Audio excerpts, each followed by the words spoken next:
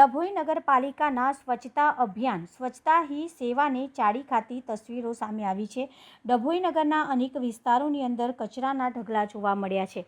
ડભોઈના Dayaram school road ઉપર આવેલા પ્રાથમિક શાળા અને બાલવાડી અને સરકારી ગોડાઉન અને તળાવના કિનારે મોટી માત્રામાં કચરાના ઢગલા ક્યારે સાફ થશે? ડભોઈ નગરપાલિકા સત્તાધીશો સ્વચ્છતા હી સેવા અંતર્ગત વહેલી સવારે ખાલી કચરા વાળતા ફોટા મૂકી ડભોઈ નગર સ્વચ્છ છે તેવું દર્શાવવાના પ્રયત્નો કરી રહ્યા છે। જ્યારે ડભોઈ નગરના જુદા જુદા વિસ્તારોની અંદર આજે પણ કચરાના ઢગલા યથાવત જોવા મળી રહ્યા છે। તેવામાં સ્વચ્છતા હી સેવા માત્ર કાગળો પર જ જોવા મળે છે।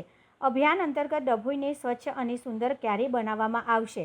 ડભોઈના ઢાલનગર વસાહત ખાતે વર્મી કમ્પોસ્ટ પ્લાન્ટ પણ ધીમી ગતિએ ચાલતું હોય નગરના અનેક વિસ્તારોની અંદર પ્લાસ્ટિક સહિતના વિવિધ કચરા રોડ ઉપર પડેલા જોવા મળે છે। દયારામ સ્કૂલની બાજુમાં બાલવાડી અને સરકારી ગોડાઉન પણ આવેલું છે। પાસે મુખ્ય માર્ગ ઉપર શાળાની બહારના કેમ્પસમાં કે કચરાના ઢગલા અને તળાવના કિનારે કચરાના ઢગલા જોવા મળી રહ્યા છે। નગરપાલિકાએ સ્વચ્છતાને લઈને શું કાર્યવાહી કરી છે તે જોવાનું રહ્યું।